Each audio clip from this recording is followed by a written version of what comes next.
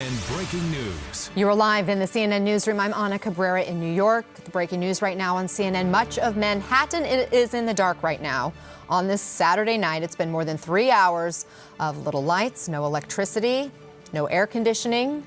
Across a very large swath of Manhattan, the busiest part of New York City. The famous electric billboards in Times Square, many of them are in the dark. Theaters close their doors. Con Edison estimates 51,000 customers are without power. The numbers are still climbing as they are working to restore service. The police department is pointing to a manhole fire as the cause. And according to the mayor, Bill de Blasio, no foul play is involved. However, it is worth noting, we're just getting word the mayor is returning to New York City from the campaign trail. He's currently in Iowa. So for now, much of Manhattan on a hot Saturday night in July is in the dark. Let's go live to Polo Sandoval joining us from the streets where the power is out. Polo, fill us in on what's happening there now. You know, Anna, when Mayor de Blasio returns from the campaign trail, he's going to find some of those 50,000 customers basically in the streets here. Important to point out that it's already been several hours that people have been in the dark. So many of these people have to take to the streets either on a motorcycle or on foot, and including some of the folks who have traveled here all the way from South Texas. Hector and Denise, step right up here. I can't believe that we are running into each other. You are from my hometown of McAllen, Texas. Correct. Yeah, we were walking by. We saw you.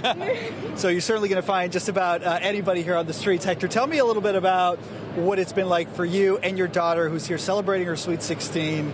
This is not what you expected when you came to the Big Apple for the first time from South Texas, is it? Correct. It's been an amazing experience, though. We've enjoyed every minute here in New York. Unfortunately, the lights did go out, but we're going to make the best of it. And we're going to go down for a walk because we were staying at the Sheraton, and it was affected by the blackout. So we came down the street and ran into you. I just spoke to some people that were staying in your hotel. They were like on the 25th, 26th floor, so there was no chance that they were going to be hiking up that up those stairs. For you, you said you were on the 14th floor? We're on the 20th floor. 20th floor. Coming down was easy, but I'm pretty sure going back up is going to be really hard, so we're just going to stay down here until the lights come back on. How about your phones? Do you have enough power just in case this goes a couple more hours? Yeah, luckily I have my backup, so I do have power. So what's next for you, Denise? You're celebrating your 16th birthday. The lights went out in New York just for you, maybe. What happens next, though? Is this kind of a story that you're going to get to tell your friends when you head back to Texas? Definitely. I'll have a lot of things to tell them about this. My first time being in New York, also. So you probably saw what this looks like. Usually all lit up. I mean, pretty significant, stark difference. Yes. So, Dad, what's next for you then? Depending on when power will come back or not, what are you going to do tonight? Tonight we're going to head back to the hotel, get some rest, and tomorrow we'll go see a Yankee game against the Blue Jays, and then we'll do Ellis Island the day after that and enjoy the rest of the week here in New York. I've been asked about the heat, right? Back where we're from, the heat index of 115 degrees, so this is nothing, but it's still a little warm. Yeah, it's a different type of heat over here, but we've managed to get through it, but nothing like the Valley heat, so it's tolerable. You made it through 115, you'll make it through this, right? All right, thank you so much, Hector. Denise, best of luck. Happy birthday to you.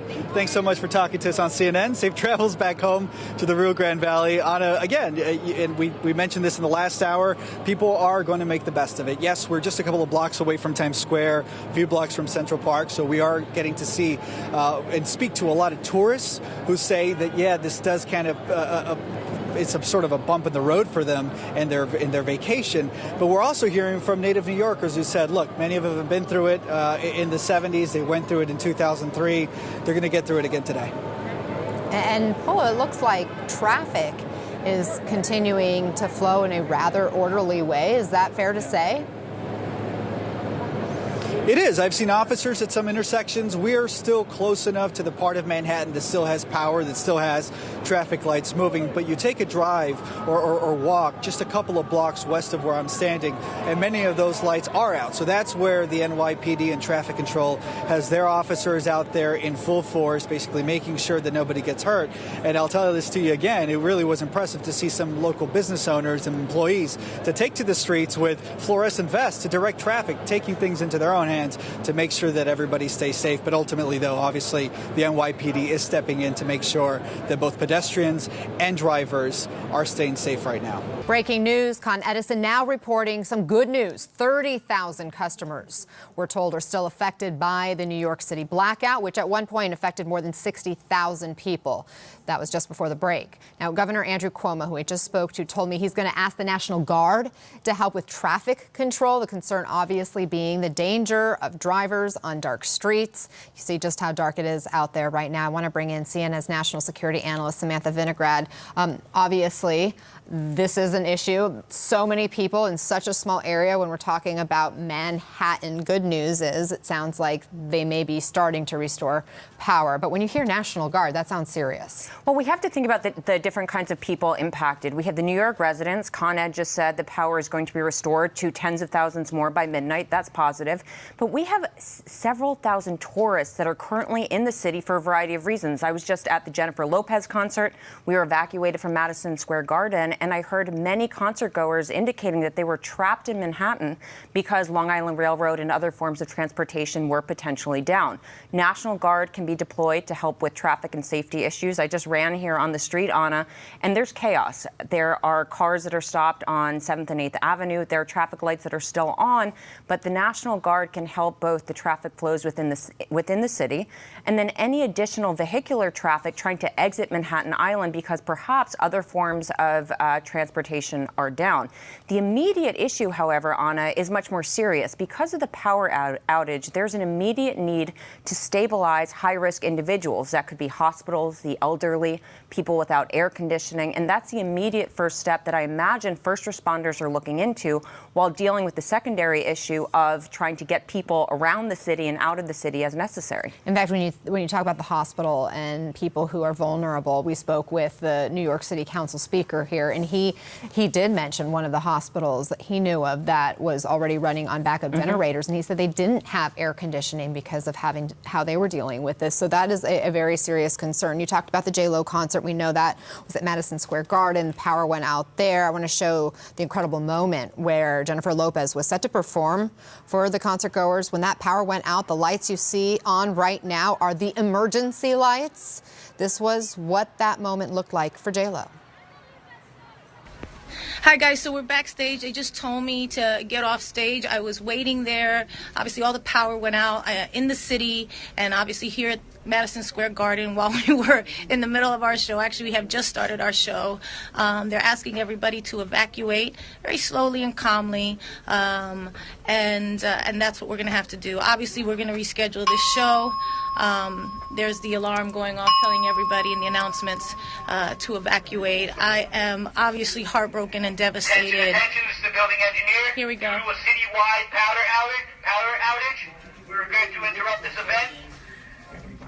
I'm very sad. In the interest of safety precautionary measure, we are requesting that all occupants leave the building. I love you. I am so sorry that this happened in the middle of our moment.